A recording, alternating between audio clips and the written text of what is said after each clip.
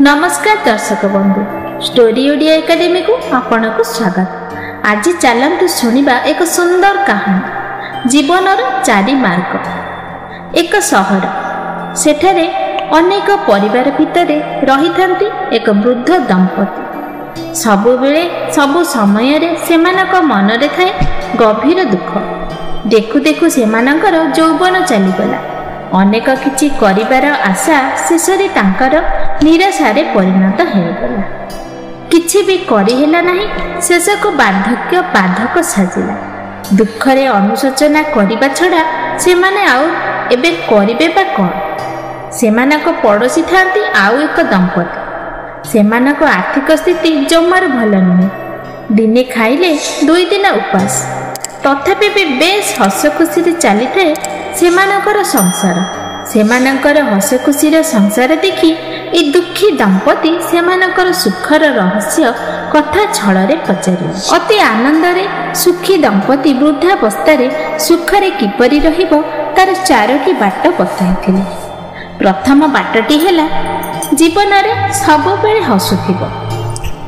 छोट छोट कथारे भी हसिबार खोराक सांगुथिबो। समस्त को केवल भल पाउथिबो।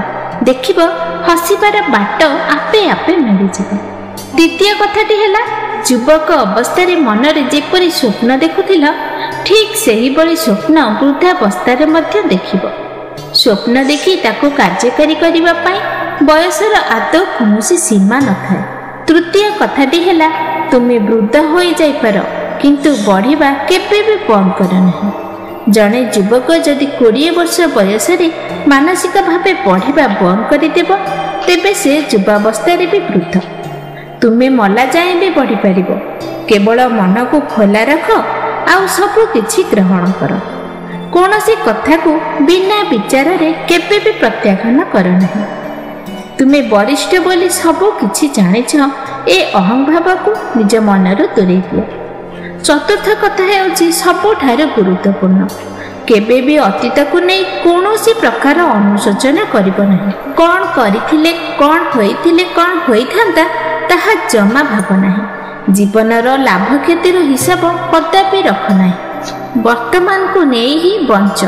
दुखी दंपति यही कथा को मानिले एवं अत्यंत सुखरे सेमानकर तांको अवशिष्ट जीवन बिताइले। कहानीटी जदि भल लागिथिबो तेबे लाइक करिवे, कमेंट करिवे। आउ आम चैनल को जदि नुआ आसी थांती तेबे आम चैनल को सब्सक्राइब करबा को भूलिबेनी। धन्यवाद।